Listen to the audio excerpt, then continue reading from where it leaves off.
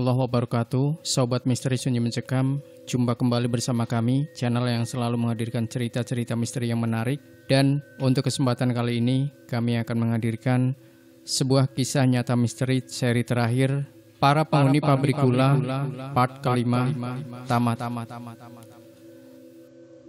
Ini akan menjadi cerita terakhir saya tentang kisah pabrik gula. Cerita yang tidak akan pernah saya lupakan seumur hidup, karena tidak hanya menyangkut diri saya, melainkan semua penduduk desa yang hidup tepat di samping kerajaan Demit, yang konon masih dipercaya bahkan sampai saat ini. Selepas sholat Isya, saya biasa berkumpul bersama kawan di jalanan pertigaan, tepat di samping jalur utara sebelah gerbang besi yang sudah lama bobrok. Kami nongkrong dan sekedar bercerita sembari menghabiskan malam. Dari tempat kami duduk, kami bisa langsung melihat pohon beringin. Pohon beringin ini sudah pernah saya ceritakan, berada di belakang bangunan sekolah taman kanak-kanak, tempat di mana rumor tentang kuburan jaran pernah santer terdengar. Salah satu dari sekian banyak cerita paling sakit tentang pabrik ini adalah pohon beringin ini. Beberapa warga desa mengaku pernah melihat sosok anak kecil mengenakan pakaian putih polos, sedang bermain-main di bawah pohon beringin ini. Karena pohon ini tepat berada di belakang bangunan TK, tak ada yang curiga. Orang berpikir mungkin dia anak kecil yang belum dijemput. Suara langkah kaki saat menginjak rumput terdengar. Seorang parubaya mendekati anak kecil itu yang sedang bermain sulur-sulur pohon. Langit sudah mulai gelap, membuat si lelaki semakin takut kalau terjadi sesuatu yang membahayakan pada anak itu. Teriak si lelaki, namun tak dihiraukan oleh anak perempuan itu. Dia masih asik bermain, melihat jalanan sudah kosong. Bangunan TK pun sudah tak berpenghuni. Akhirnya lelaki itu nekat mendekati pohon. Ia harus melewati pagar besi berkarat. Dipanjatlah pagar itu. Dengan susah payah, lelaki itu melewati pagar besi berkarat. Ia menoleh ke arah akar-akar pohon beringin, tempat di mana dia melihat anak perempuan itu. Namun hal ganjil terjadi. Anak perempuan yang ia lihat dari pertigaan jalan menghilang. Hanya tanah coklat dan rumput liar. Bulu kuduk lelaki itu berdiri. Ia merasakan perasaan tak enak. Benar kata orang, bila ada yang harus dihindari, pabrik gula ini adalah salah satunya. Ia berniat memanjat untuk pergi, tapi tiba-tiba terasa sesuatu menarik bajunya. "Pak D mau kemana?" "Nak, kamu ngapain di sini maghrib-maghrib gini?" kata si lelaki. Ia menunduk menatap si anak perempuan yang melihatnya dengan ekspresi senang. "Masuk lewat mana kamu?" Si anak menunjuk. Ia menunjuk sebuah lubang besar potongan dari pagar kawat. Tanpa pikir panjang, si lelaki menyuruh anak itu merangkak ke sana. Sementara dia memanjat kembali bagian pagar besi, anak perempuan itu menurut. Setelah keduanya berhasil melewati pagar, lelaki itu menggendong anak itu. Berbagai pertanyaan ditanyakan, mulai siapa orang tuanya, kenapa dia bisa sampai di tempat itu, termasuk menceritakan tentang cerita-cerita seram yang ada di pabrik ini, untuk membuat si anak jera dan tidak melakukan itu lagi. Namun anehnya, si anak perempuan justru tertawa. "Aku gak takut, Pak D, kan aku kuat." Lelaki itu tak mengerti maksud ucapan anak perempuan itu. Ia masih menggendong tepat di punggungnya. Sesekali melihat wajah anak perempuan itu yang benar-benar manis. Hingga sampailah lelaki itu di ujung. Terdengar suara benda jatuh. Lelaki itu berbalik mencari tahu suara apa itu. "Apa itu yang jatuh, Nak?" Sembari mencari bersama, namun tak ditemukan apapun. Hari sudah mulai gelap. Lelaki itu pun melanjutkan perjalanannya keluar dari bangunan tua TK. Si lelaki kembali mengajukan pertanyaan pada anak perempuan itu. Tapi kali ini ia tak menjawabnya. Karena merasa aneh, lelaki itu menoleh untuk melihat wajah anak perempuan itu. Saat dengan mata kepala sendiri, lelaki itu menyaksikan anak perempuan yang ia gendong tak memiliki kepala. Dari jauh, sayup-sayup suara anak perempuan itu terdengar. Si lelaki melihat kepala anak perempuan itu tepat di sekitar rumput liar tengah tersenyum menatapnya. "Pak D, kepalaku jatuh. Tolong ambilkan ya." Itu adalah sepenggal cerita yang akan membuka kisah sebenarnya. Sudah lebih dari 1 tahun sejak demo karyawan yang menolak penutupan pabrik ini. Namun karena perusahaan benar-benar bangkrut, akhirnya pabrik ini tetap ditutup. Dan dalam jangka waktu 1 tahun saja, pabrik ini menunjukkan jati dirinya. Warga desa bahkan sampai membuat peraturan tidak tertulis. Salah satunya adalah ketika malam sudah datang, hindari jalanan yang melewati pabrik gula. Lebih baik memutar daripada diganggu oleh dia yang paling sering menampakkan diri, si janda merah. Mungkin namanya terdengar lucu, tapi sayangnya tak ada satupun yang mau menceritakan pengalamannya setiap kali dia menampakkan diri. Kabarnya butuh bertahun-tahun untuk menghilangkan trauma saat melihatnya secara langsung. Dan salah satunya adalah cerita tetangga saya. Tahun itu adalah tahun saat motor masih langka dimiliki oleh orang, dan transportasi becak adalah transportasi massal yang paling sering dipakai. Pak Sugeng mengayuh becaknya berniat untuk pulang setelah seharian penat ia menarik becak di kota. Awalnya ia ingin memutar, namun mengingat tenaganya yang tinggal tidak seberapa, ia akhirnya memutuskan melewati jalanan di jalur selatan. Salah satu jalur paling sepi yang bahkan sudah tidak dilewati lagi saat hari sudah gelap. Namun Pak Sugeng yakin tak akan ada yang terjadi kepada dirinya. Singkatnya, saat desa sebelah pabrik gula sudah nampak, terlihat seorang tengah berdiri di samping jalan, melambai-lambaikan tangannya. Pak Sugeng yang melihatnya awalnya bingung. Ia ingin memutar dan berbalik saja. Tapi sosok itu terlihat seperti manusia normal. Kakinya menapak tanah. Didekatilah dia, meski kecurigaan masih ada di dalam benak Pak Sugeng. "Pak, mohon maaf, saya mau pulang, tapi sudah nggak ada becak lagi. Bapak mau antar saya?" Pak Sugeng menatap kaki perempuan itu, di mana ia masih menapak tanah. Mungkin bodoh kalau bertanya apakah dia hantu, tapi Pak Sugeng mengatakannya. Mungkin ia ingin lebih memastikannya. "Anda manusia kan?" Perempuan itu tersenyum. Setelah tawar-menawar harga, akhirnya Pak Sugeng sepakat. Ia harus memutar balikan becaknya karena lokasi tempat tinggal perempuan itu jauh di belakang. Perempuan itu pun naik. Pak Sugeng mulai mengayuh becaknya sembari sesekali ia mengajak bicara. Untunglah selama perjalanan, perempuan itu mampu mengimbangi Pak Sugeng. Ia banyak bercerita mulai dari pernikahannya, hingga pengalaman pernah keguguran. Pak Sugeng hanya mendengarkan, meski sesekali ia berkata, "Sabar adalah kunci utama hidup manusia." Perempuan itu tertawa. Di tengah jalan, tiba-tiba perempuan itu berkata kepada Pak Sugeng, "Pak, mohon maaf. Biasanya di sini ada teman saya. Nggak apa-apa kan bila dia ikut? Uangnya nanti saya tambah ya, Pak."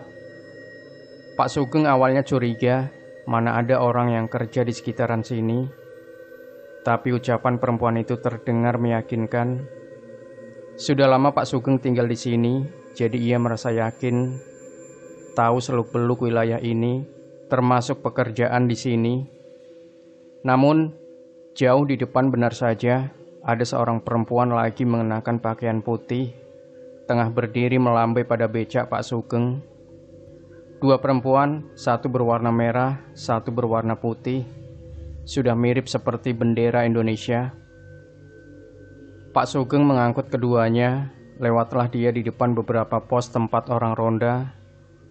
Dan setiap kali Pak Sugeng lewat, wajah orang-orang yang ronda tampak aneh.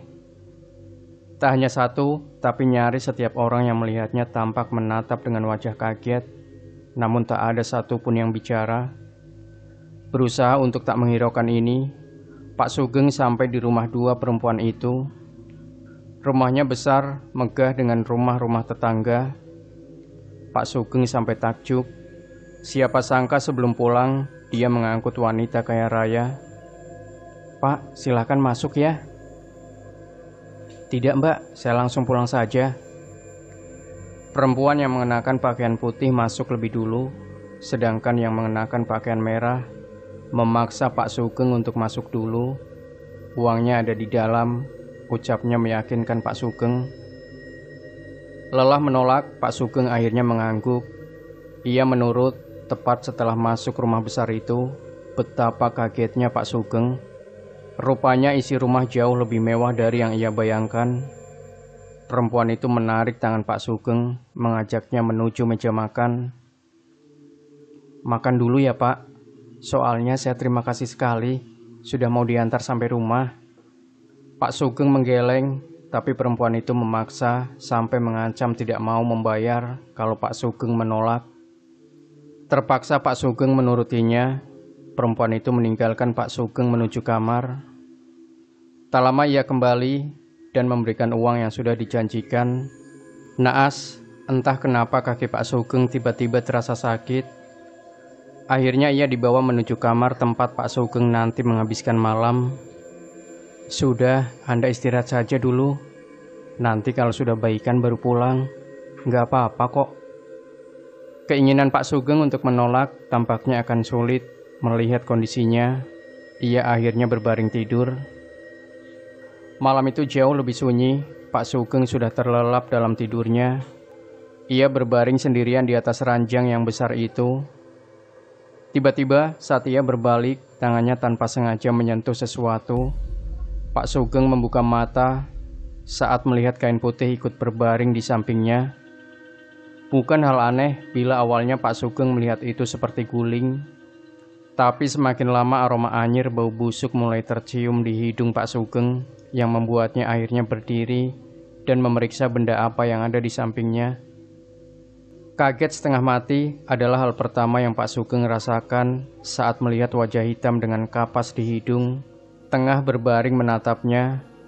Lompatlah Pak Sugeng sebelum ia mulai lari tunggang langgang.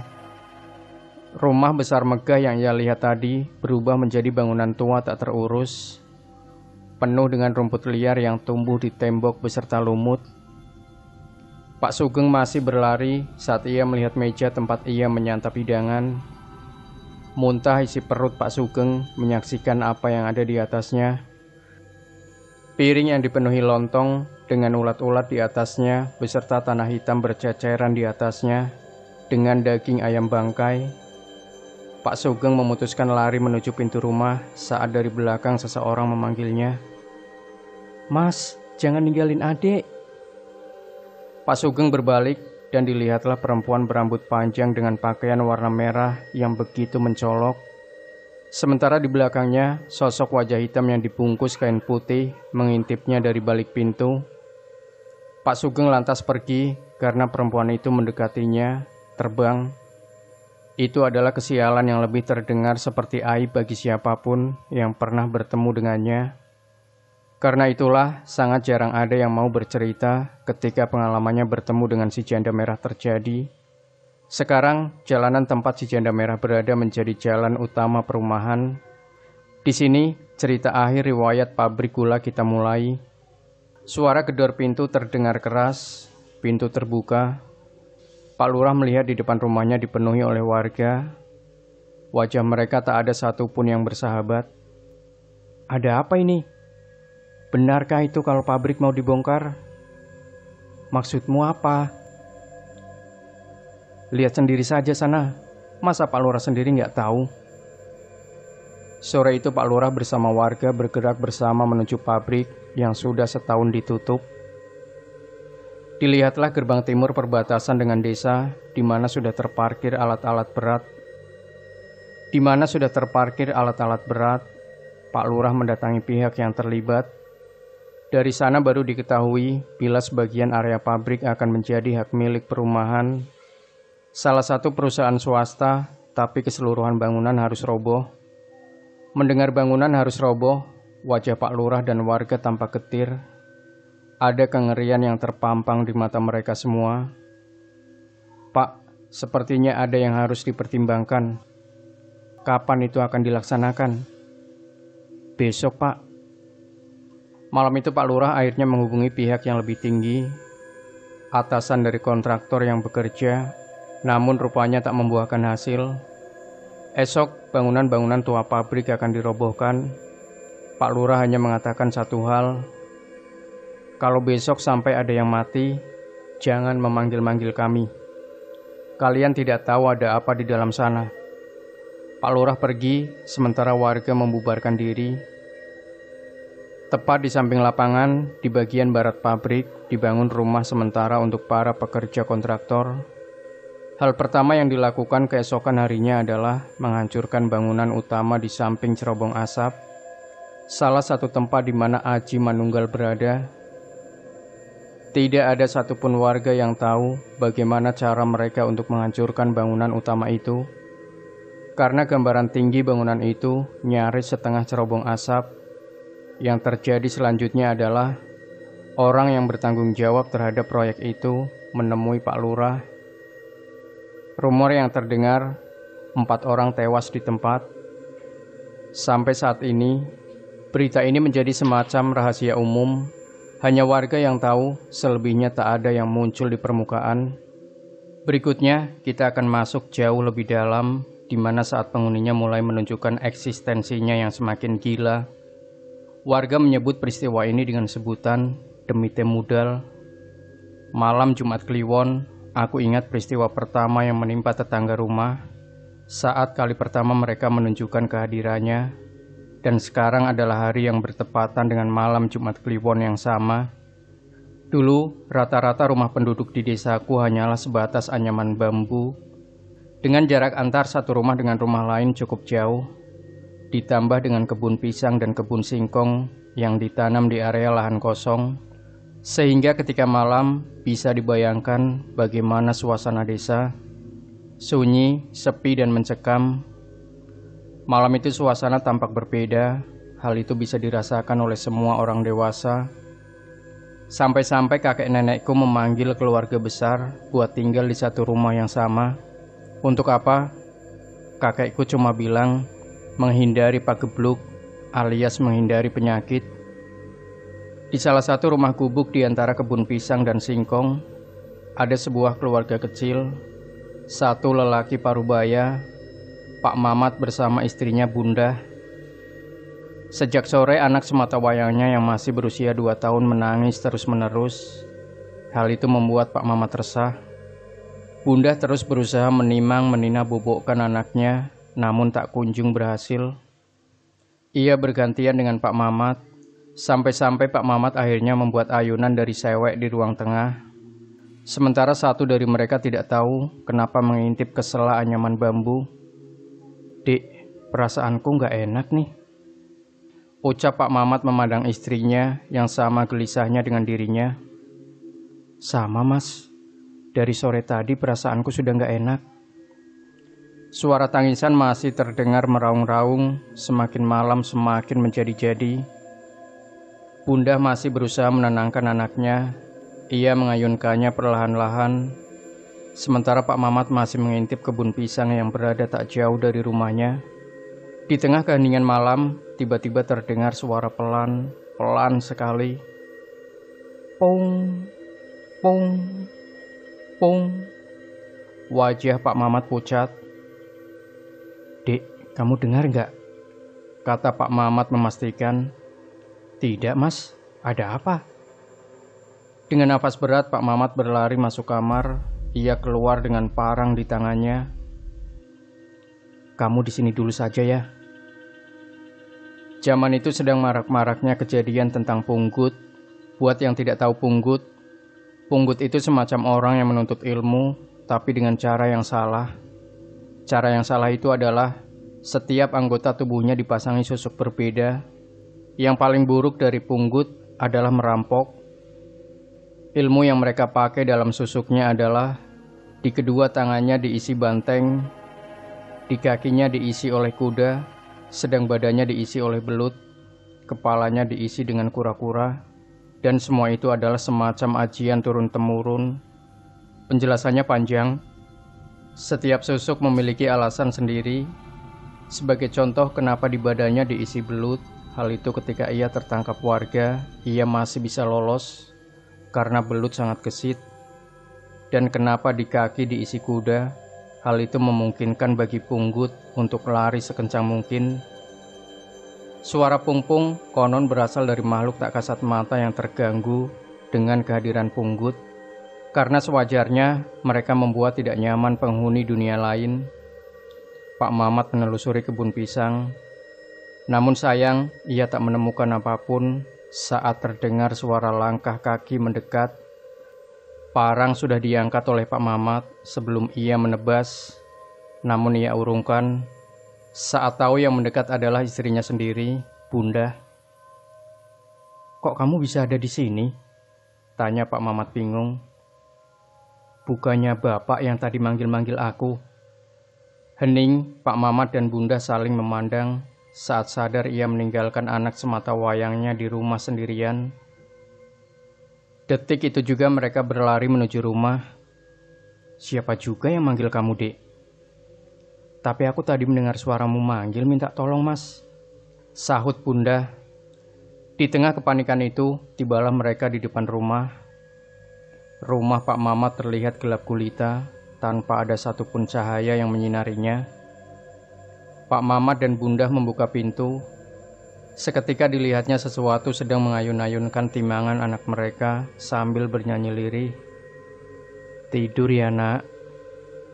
Yang membuat Pak Mamat dan Bunda mematung adalah anak mereka yang tadi menangis meraung-raung, diam, seperti menikmati ayunan dari siapapun yang entah tengah membungkuk membelakangi mereka. Bunda sontak menegang, tangan Pak Mamat ketakutan. "Siapa itu, Mas?" Dari belakang, sosok itu mengenakan kebaya lengkap dengan jari sewek. Rambutnya keriting panjang, nyaris menyentuh lantai tanah.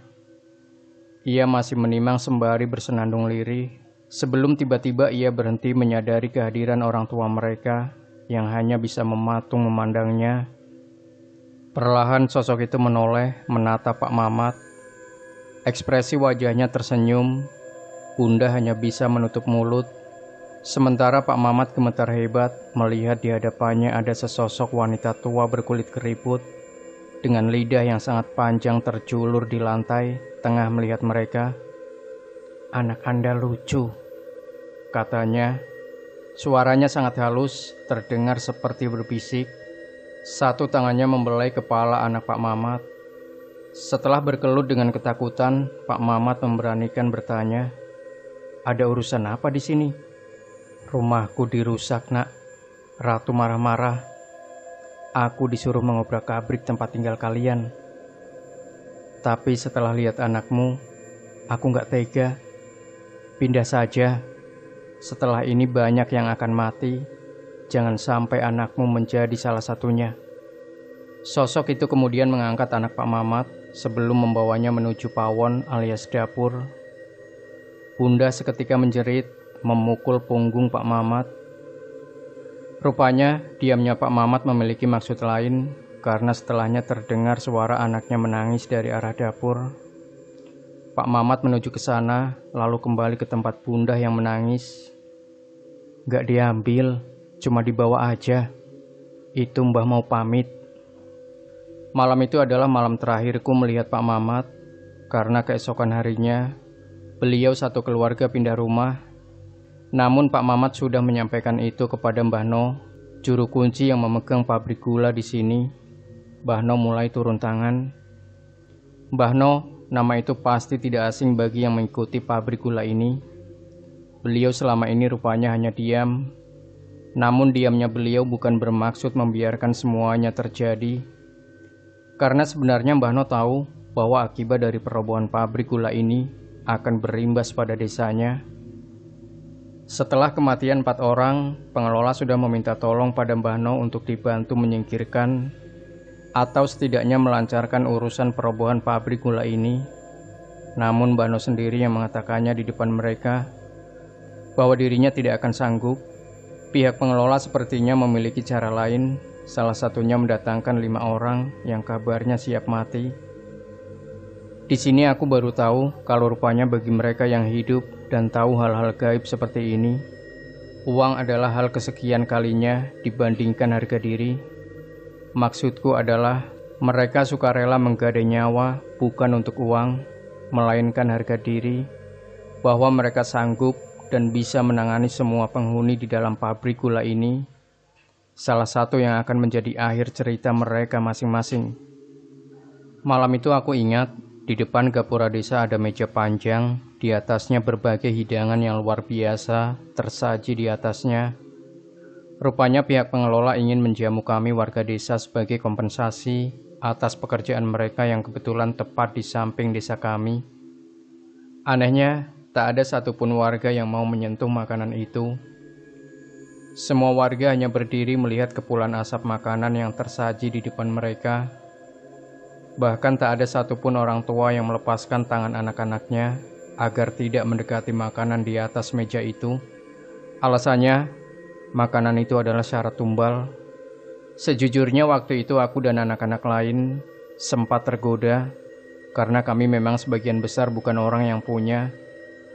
Makan daging hanya saat kurban saja. Melihat hal itu, satu dari temanku dipanggil Mbah No. Ia menutupi mata temanku sebelum disuruh melihat meja itu. Saat itu juga temanku jatuh pingsan. Hanya Endah yang berani melihat meja itu. Meski beberapa kali ia memuntahkan isi perutnya, Endah hanya memberitahu di samping meja-meja itu ada wanita yang wajahnya hancur, beserta puluhan pocong tengah menjilati makanan itu. Meski pengelola sudah membujuk bahwa semua makanan ini gratis, namun hingga larut, tak ada satupun yang menyentuhnya. Mbah No mendekati pengelola. Ia merangkulnya, membisiki bahwa 5 orang yang mereka bawa tidak akan bisa menyentuh batas cerobong. Bahkan Mbah No bertaruh dengan kepalanya. Bukan tersinggung dengan Mbah No, 5 orang itu malah tertantang. Sampai satu dari mereka langsung datang ke cerobong asap malam itu juga. Meski 4 yang lain menolak dan menasehati agar sabar dalam membabat alas ini. Tapi sayangnya, satu orang itu paling bebal di antara yang lain. Awalnya ia berniat pergi sendiri, namun 2 orang kuli disuruh menemani di batasan pabrik gula bagian timur. Untuk sampai ke cerobong asap, harus melewati kolam limbah, tempat di mana banyak sekali terdengar suara anak-anak. Hal itu diceritakan oleh seseorang yang kebetulan mendampingi. Panggil saja dia Dimas. Selama ia berjalan di tepian kolam limbah, ia yakin bahwa benar banyak sekali suara anak-anak seperti tengah bermain-main. Sedikit kembali ke belakang, sebelum menjadi kolam limbah, tempat ini adalah pemandian saat pabrik gula dalam masa keemasannya. Dan selama menjadi kolam pemandian, tidak terhitung berapa banyak yang meninggal karena tenggelam atau karena tragedi lain yang kebanyakan memakan korban anak-anak kecil. Kolam pemandian akhirnya ditutup dan dialihfungsikan menjadi kolam limbah yang juga sempat memakan korban anak. Tragedi ini pernah saya ceritakan di penghuni pabrik bagian timur. Berbeda dengan Dimas, Raden yang bertugas menemani tak hanya mendengar suara anak kecil, melainkan sosok lelaki tua berbusana putih yang mengawasinya dari pohon sono yang besar. Lelaki tua itu menggeleng pada Raden. Firasat buruk itu yang Raden rasakan selama berjalan di belakang, terlebih saat melewati bangunan gudang yang sudah lama tidak dipakai. Raden mendengar suara teriakan, orang meraung meminta tolong, tempat di mana tragedi kebakaran hebat pernah terjadi yang memakan nyawa karyawan kontrak. Merapaki rumput liar dengan besi-besi berkarat peninggalan pabrik yang masih terpasang, Dimas dan Raden harus membungkuk mengikuti langkah lelaki yang ada di depannya, yang meski berjalan, namun sulit untuk mereka kejar. Saat sosok berkulit hitam pekat tengah duduk di dekat tangki, bentukannya seperti jinggo, besar, tinggi, bahkan kepala tangannya sama seperti 2 tangan manusia normal, disatukan orang yang mereka ikuti, membungkuk pada sosok hitam. Terjadi pembicaraan lama sebelum lelaki itu mendekati Raden dan Dimas, mengatakan bahwa mereka harus berhenti. "Jangan ikut lagi, sampai sini saja," katanya pada Dimas dan Raden yang mengangguk menurut. Tak lama lelaki itu lenyap menuju cerobong yang jaraknya sudah tidak jauh lagi dari tempat mereka duduk menunggu. Hampir 2 jam lebih tak ada kabar tentang orang yang harus mereka dampingi. Dimas mulai gelisah, sementara Raden seperti melamun menatap sesuatu. "Lihat apa, Ndul?" tanya Dimas, namun Raden hanya diam saja, tak berani menjawab. Bingung, Dimas semakin khawatir. "Diperiksa saja yuk, hatiku nggak tenang," tawar Dimas, namun pikiran Raden seperti tidak ada di tempatnya. Ia hanya mengangguk saja mendengar Dimas yang membuatnya curiga. "Kamu itu kenapa?" Tiba-tiba, tanpa diduga-duga, Raden mencekik Dimas kuat-kuat. Ia mendengus seperti kerbau sambil tangannya menghantam wajah Dimas berkali-kali. Dimas melawan, namun tenaga Raden jauh lebih kuat. Sekuat apapun Dimas melepas cengkramannya, Raden bertambah semakin kuat lagi. "Kamu itu ngapain, Blok?" teriak Dimas terus-terusan. Pergumulan itu sangat lama, sampai nyaris Dimas akhirnya menyerah. Wajah Raden merah padam, saat tiba-tiba entah dari mana munculnya, ada lelaki tua yang menunduk dan mendorong Raden sampai jatuh. "Temanmu gak apa-apa," kata lelaki tua itu. "Bawa pulang saja, yang kamu tunggu tidak akan kembali lagi." Dimas tak mengerti, ia ingin bertanya siapa lelaki tua itu, namun sepertinya ia sadar lelaki itu bukan dari bangsanya, sehingga Dimas langsung menurut dan membawa kembali Raden yang jatuh pingsan. Sesampainya di tempat mes, Dimas menceritakan semuanya. 4 orang lain hanya menggeleng, seakan takjub. Namun dari wajah-wajah yang Dimas lihat, mereka mulai menunjukkan ekspresi ketakutan. "Gimana ini? Tidak kembali pasti. Memang bodoh dia. Sendirian, nggak tahu jalan pulang." Yang lain hanya menanggapi diam, sampai 1 orang melangkah maju. "Besok carikan saya kuda 2 sama kerbau hitam 2. Anda mau menumbalkan nyawa binatang?" "Apa dia mau?" tanya yang lain. "Enggak, hanya syarat menumbalkan pakai nyawa orang desa saja." Semua orang yang ada di sana diam. Bangunan Belanda adalah salah satu peninggalan paling menggiurkan. Terlepas dari bangunan utama. Semua bangunan tersebut bernilai uang yang tidak sedikit. Hal itu menjadi pertimbangan bagi pengembang sampai rentetan kejadian aneh mulai terjadi.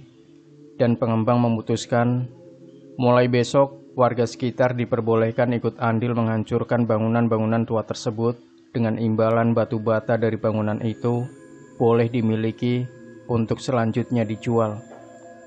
Aneh, itu yang aku pertama pikirin tentang berita ini saat tersebar di setiap rumah warga desa. Warga yang sebelumnya skeptis dengan pengembang, setelah mendapat berita ini berbondong-bondong menyerbu masuk dalam situs bangunan-bangunan tua, seperti rumah dan gedung sekolah TK. Tujuan mereka sama, menghancurkan untuk diambil batu batanya, lalu dijual dengan harga tinggi. Sedikit informasi, batu bata bangunan situs Belanda itu besarnya 2 kali lebih besar dari batu bata biasa, sehingga harganya cukup mahal. Hal ini membuat warga melupakan larangan juru kunci untuk tidak masuk ke dalam pabrik tua. Semua sudah tidak peduli lagi dengan bahayanya. Aku sendiri nggak pernah menyalahkan warga, karena aku dan keluarga juga salah satu yang ikut menghancurkan bangunan-bangunan itu. Karena kami semua sama, hidup dalam lingkup ekonomi kekurangan. Lalu, di mana hubungannya dengan 4 orang pintar yang sebelumnya aku ceritakan? Banyak rumor menjelaskan alasan sebenarnya pengembang melakukan hal tersebut adalah saran dari mereka juga, karena beberapa makhluk yang dominan di pabrik gula ini pemilih, dan tumbal mereka bukan sembarang nyawa. Jadi tujuan sebenarnya adalah tumbal pilihan. Gagal meyakinkan warga, Bahno sebagai juru kunci akhirnya tidak lagi melarang, melainkan memberi wejangan. Bila langit sudah mulai gelap, aktivitas di pabrik harus ditinggalkan dan semua harus kembali ke rumah masing-masing. 1 minggu berjalan normal, semua warga menurut. Tapi minggu berikutnya, Akibat perebutan batu bata yang kian tidak kondusif, ada sebuah keluarga yang nekat tetap menambang batu bata. Bahkan ia tak mendengarkan saat azan berkumandang. Lokasi ia menambang tepat di bangunan TK di samping pohon beringin besar. Sebut saja beliau Bu Sini. Bu Sini ini janda beranak 5, 4 laki-laki dan 1 perempuan. Langit sudah gelap. Seorang warga yang berniat pulang melihat Bu Sini dan keluarganya, lantas ia mendekati. "Bu, sudah mau malam, nggak pulang?" "Habis ini ya mas, tanggung," jawab Bu Sini. Orang yang memperingatkan melihat anak-anak Bu Sini semua memukul-mukul batu bata, berusaha memisahkan dengan semen yang sudah mengeras beratus-ratus tahun. Tapi ada satu anak perempuan Bu Sini yang aneh. Anak perempuan ini berdiri di salah satu tembok yang setengahnya sudah roboh. Tingginya 2 kali tinggi orang dewasa. Cukup tinggi untuk seorang anak berusia 13 tahun. Ia berdiri menatap pohon beringin. Orang itu lantas kaget. "Bu, anakmu ngapain?" Bu Sini tidak kalah terkejut. Ia lantas berteriak sembari berlari-lari kecil, mencoba membantu anaknya turun. Namun si anak seperti melamun. Terjadi kehebohan yang membuat orang-orang berlari mendekat. Mereka berteriak meminta anak itu turun. Namun yang terjadi selanjutnya adalah anak itu menjatuhkan diri dengan kepala menghantam tanah lebih dulu. Lehernya seketika patah. Dia terjatuh dengan suara berdebam yang keras. Seketika hening, anak perempuan itu tak bergerak lagi. Kalau kalian pernah melihat sesuatu mencuat dari leher seperti itu, hal ini sama dengan pemandangan yang disaksikan oleh warga. Tidak ada darah, hanya benjolan yang mencuat. Bu Sini langsung pingsan, warga tidak ada yang berani mendekat. Tak berapa lama Mbah No datang, ia marah. Mbah No hanya menjilat leher itu dan melarang warga mendekat, kecuali yang sudah ditugaskan untuk mencari ranting daun kelor. Setelah dapat, 2 warga diminta mendekat untuk menahan leher dan kepala anak itu sebelum dipukul dengan keras. Seketika ia langsung membuka mata, namun tampak ada yang salah. Anak itu hanya diam menatap lurus ke Mbah No sambil mengadehkan leher. Dia tertawa, suaranya seperti suara nenek-nenek melengking. Dia bicara menggunakan kromo halus. "Saya mau bocah yang satu ini ya, Dik." Semua warga kaget. Mbah No yang biasanya gampang terprovokasi, namun kali ini beliau juga tampak menaruh hormat. "Maaf, ini ada ibunya. Kasihan, saya mohon jangan diambil. Kalau mau nyawa saya saja." Anak itu terus tertawa dengan bukan suaranya. Tak beberapa lama ia memanggil Mbah No, memintanya mendekat, membisikannya sesuatu. Wajah Mbah No merah padam. Setelahnya anak itu digendong salah satu warga menuju desa. Endah yang berdiri di sampingku mengatakan, dia melihat siapa yang tengah digendong itu adalah wujud wanita tua dengan rambut putih panjang tak berbusana. Di lehernya ada satu kepala kecil, seperti kepala bayi, dan dia adalah salah satu yang paling berkuasa, yang tinggal tak jauh dari gedung utama. Aku merinding waktu mendengarnya. Selepas itu tak ada yang tahu dengan anak itu, karena Mbah No mengunci kamar, di mana hanya ada beliau dan Bu Sini. Namun yang jelas, Mbah No sedang membuat kesepakatan, entah apa. Tapi setelah itu, desaku mengalami fenomena lain yang disebut Sanca Poteh. Sanca Poteh itu hanya nama sebutan saja. Konon makhluk ini jarang keluar. Ia tinggal di sebelah utara, tidak jauh dari pohon beringin. Pemilik lahan dengan rumput yang panjang. Mereka yang sudah mengetahui cerita ini sebelumnya pasti tahu dia siapa. Makhluk ini salah satu yang terbuas.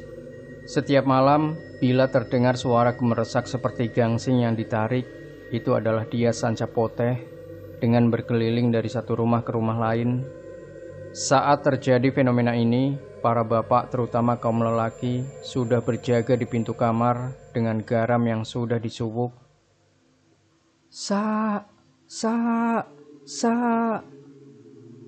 Suara seperti itu benar-benar membuat siapapun merinding. Namun yang paling ditakuti bukan suara itu, melainkan suara setelahnya, yaitu suara mendesis. Kenapa suara mendesis begitu menakutkan? Karena itu artinya dia sudah memilih satu nyawa dari satu rumah.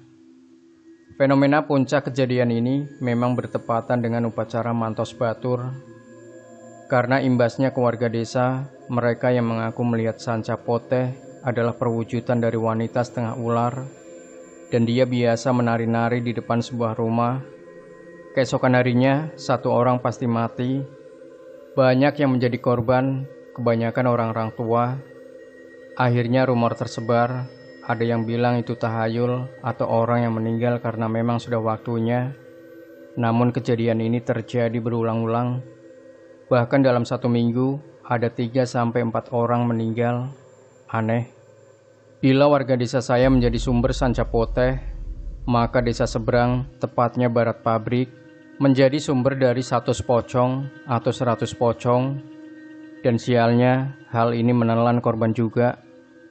Kita bedah satu persatu bencana gaib ini. Setiap kali malam, ada saja orang yang melihat dari dalam rumah. Bila di luar ada suara orang tengah berjalan, namun bila diperiksa tak ada apa-apa. Terkadang ada yang melihat wujud manusia normal, tapi anaknya berkata itu pocong. Sebut saja Abidin, salah satu dari warga yang pernah bertemu dengan salah satunya. Waktu itu malam, ia baru pulang dari rumah teman. Ia menaiki sepeda kumbang sendirian. Saat memasuki gapura desa, Bidin merasa aneh karena tiba-tiba mencium aroma bangkai tikus. Bidin pun berhenti. Ia mencari sumber bebauan itu, tapi dia tak menemukannya. Lantas ia melanjutkan perjalanan. Aneh, saat ia mengayuh sepedanya, Bidin merasa berat. Bidin tahu apa yang terjadi, maka ia sudah berniat mau lari, pergi meninggalkan sepedanya. Namun belum juga ia melompat dari sepeda. Di depan berbaris nyaris 6 makhluk putih berwujud kain putih dengan wajah menghitam yang hancur berkeping-keping. Bidin pun menghentikan sepedanya.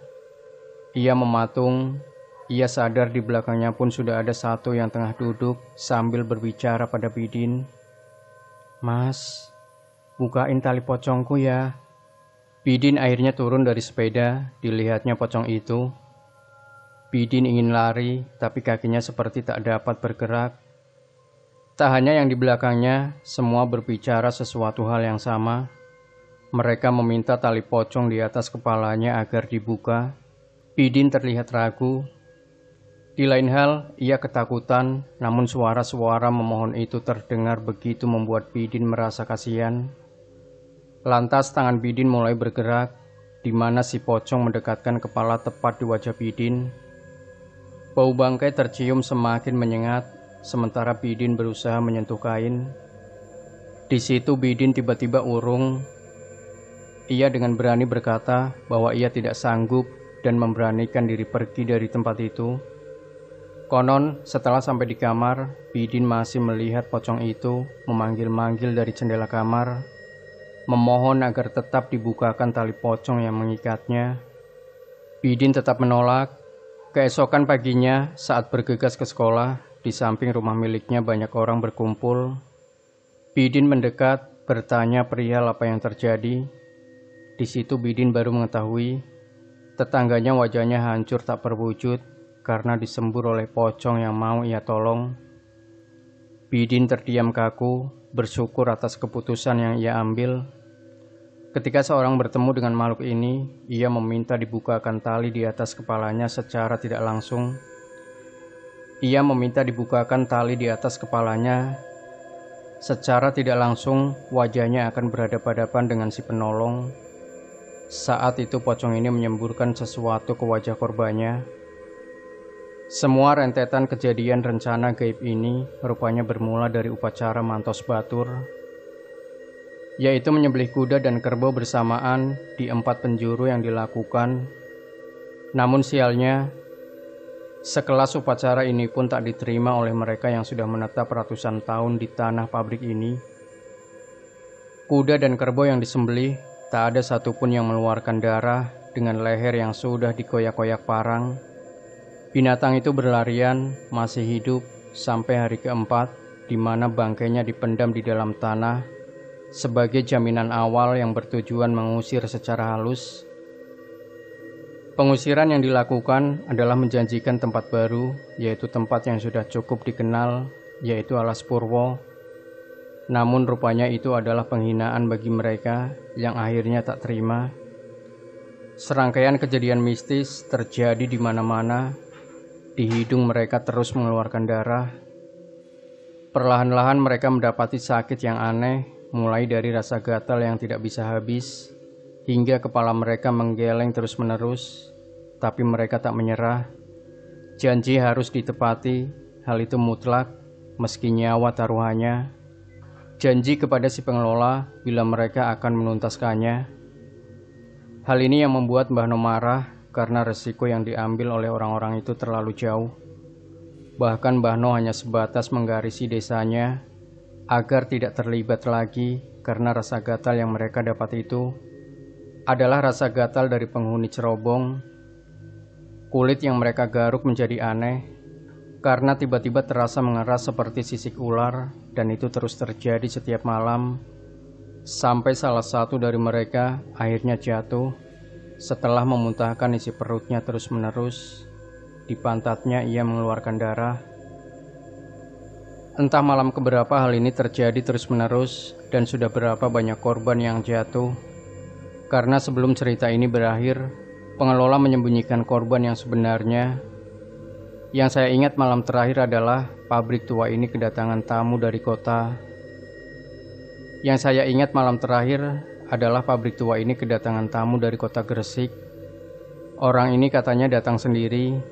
Hal pertama yang ia lakukan adalah menyambangi warung lele sambil memandangi pabrik tua itu terus-menerus. Ada hal yang menarik karena sudah berminggu-minggu ibu penjual warung tak pernah dikunjungi pembeli. Orang itu hanya tersenyum, memandang kepala buntung yang ada di rak atas warung tersebut. Iya bu, warung ini nanti akan ramai lagi. Sementara dia duduk, tiba-tiba Mbah No muncul menemani orang asing itu yang mengangguk memberi salam. Panggon angker begini gak seharusnya dipaksa, bisa mengancam nyawa yang gak bersalah. Harusnya bisa diperhitungkan. Boleh saya ikut turun tangan? Untuk pertama kalinya Mbah No menerima uang dari luar untuk masuk ke dalam pabrik. Hal itu juga yang membuat Mbah No berkata bahwa sebagian pabrik bisa ditinggali, namun sebagian lagi harus tetap seperti itu. Mbah No menunjuk tempat di mana ratu berada dan lelaki itu mendekatinya. Ini akan menjadi cerita terakhir saya tentang pabrik gula ini, sekaligus penutup seri ini selamanya. Jadi malam ini saya akan membawa kalian kembali ke masa saat pabrik ini benar-benar terlihat hitam, sampai orang asing pun berdatangan, tentu dengan tujuan tertentu.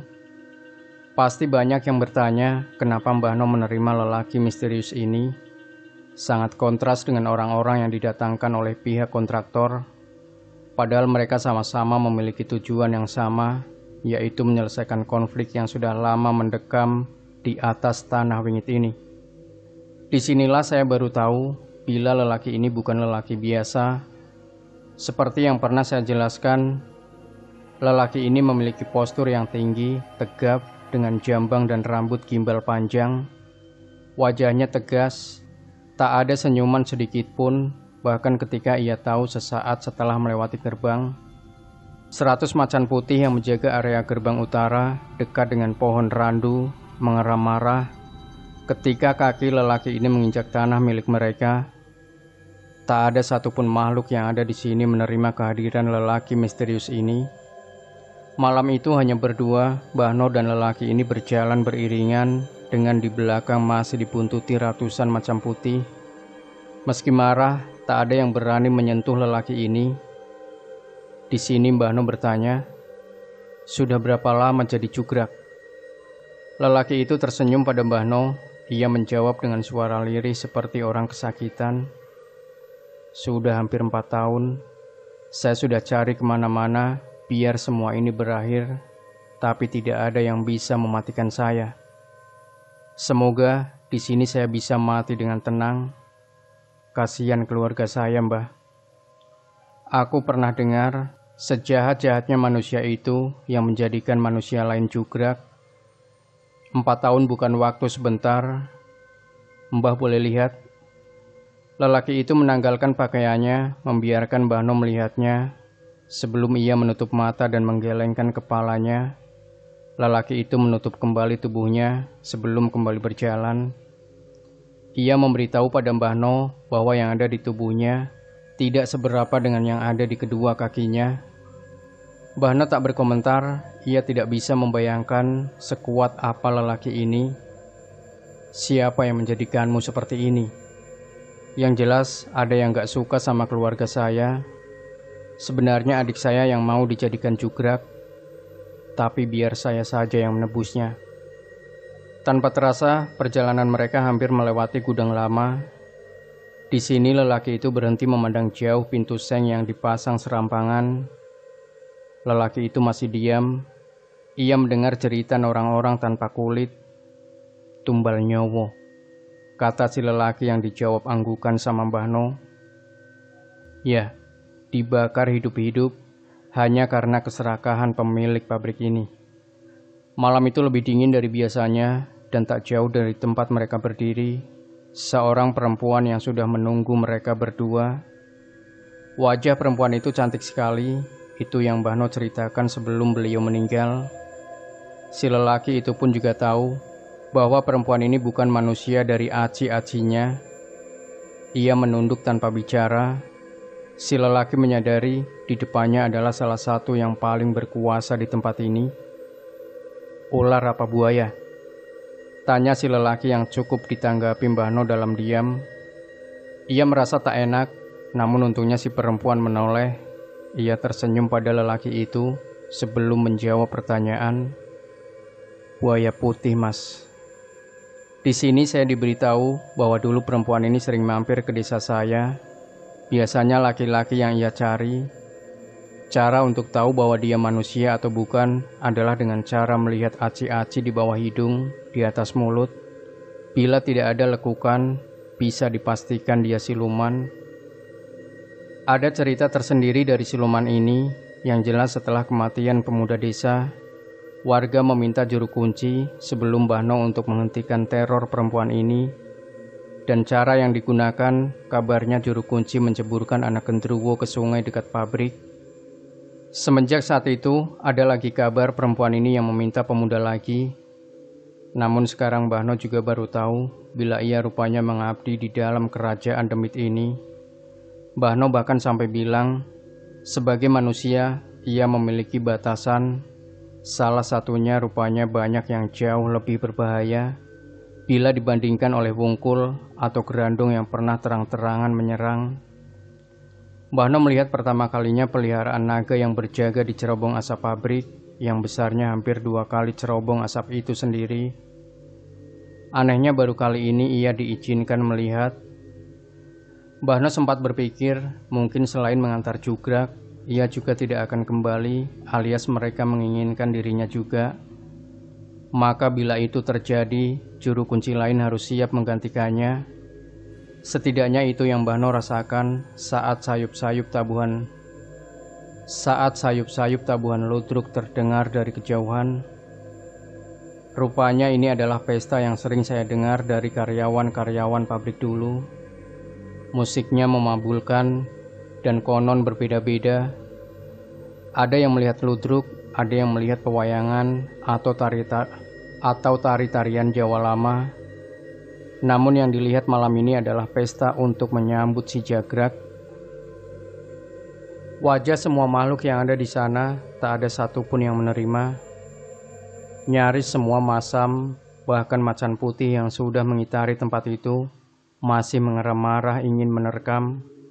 Mbah No tahu bagi mereka aroma jagrak seperti aroma daging busuk karena mereka dibuat dari ilmu Jawa kuno. Si perempuan yang mengantar melepaskan pakaian lelaki itu. Di situ Mbah No melihat lagi tubuh tegap dengan beberapa bagian bolong. di mana Mbah No bisa melihat tulang belulang lelaki itu. Kedua kakinya pun sama, kata orang Jawa keruak, daging berlubang. Ia dituntun ke tengah acara. Lelaki itu hanya berpesan bahwa ia berpamitan dan meminta Mbah No mengantarkan kembali pakaian miliknya ke sana keluarganya. Mbah No menyanggupi. Di situ Mbah No juga melihat ada satu orang yang ia kenal bergabung bersama makhluk itu. Ia adalah salah satu paranormal yang hilang. Lelaki itu duduk di atas pelepah pisang, dan itu memang harus dilakukan sebelum kedua tangannya dipatahkan dengan makhluk hitam besar, yang menurut saya dari penuturan Mbah No, dia yang pernah membuat Endah lumpuh. Namun itu hanya perkiraan saya. Bila didengar dari fisiknya, lelaki itu menjerit membiarkan makhluk itu mengerumuninya, melahap apa yang ada di depannya. Di atas tanah itu lalu ditanam pohon waru kecil, dan itu adalah batasan tempat kontraktor boleh membangun. Namun Mbah No meminta syarat sejumlah uang untuk keluarga si lelaki. Pohon itu masih ada sampai sekarang. Di depannya ada pasak yang dipotong dari bambu, ditancapkan tepat di depan pohon. Ada satu yang bikin saya ngeri saat mendengar cerita ini adalah perkataan Mbah No dalam merapalkan mantra atau apapun itu dengan bahasa Jawa. Tapi sayangnya saya nggak bisa, hanya ada beberapa kalimat yang bisa saya tangkap. Salah satunya, saat pasak ini lepas, jangan salahkan saya kalau dia meminta tumbal yang lebih banyak. Jagrak bagi makhluk seperti mereka sama dengan 1000 nyawa manusia. Sesuai permintaan ratu di sini, kalau kalian datang ke perumahan ini, akan ada batasan sebuah pohon yang sangat besar. Pohon itu tumbuh tidak normal. Anehnya di balik pohon itu ada tanah cukup luas yang sayangnya tak tersentuh. Konon makhluk penghuni pabrik ini setengahnya masih ada di sana dan setengahnya pergi. Saya banyak mengurangi esensi akhir cerita ini karena percaya atau tidak cerita ini banyak membuat saya dan keluarga saya jadi pesakitan. Namun saya percaya bahwa ada makna baik di balik cerita ini. Oh ya, sebenarnya saya mengenal lelaki ini. Itulah alasan kenapa dulu Mbah No mau cerita kepada saya. Yang ingin saya katakan, lelaki ini adalah orang paling baik yang pernah saya kenal. Tapi ya sudah, dasarnya manusia yang jahat itu memang ada. Namun syukurlah sekarang keluarga lelaki yang ditinggalkan ini serba berkecukupan hingga sampai saat ini. Orang Jawa tahu jagrak itu seperti musibah karena ia menanggung segala bencana di dalam sebuah keluarga, karena setelahnya kebaikan akan menyertai keluarga tersebut. Kurang lebih seperti itu pengertiannya. Dan jagrak berbeda dengan santet karena ini lebih dikenal di Jawa Timur, tepatnya di bagian Jawa Timur pesisir utara. Tahu di mana? Silahkan mencari tahu sendiri. Demikian Sobat Misteri Sunyi Mencekam. Jangan lupa berikan komentar Anda, like, share video ini, subscribe channel Sunyi Mencekam, dan kembali nantikan cerita-cerita misteri terbaru dari kami. Wassalamualaikum warahmatullahi wabarakatuh.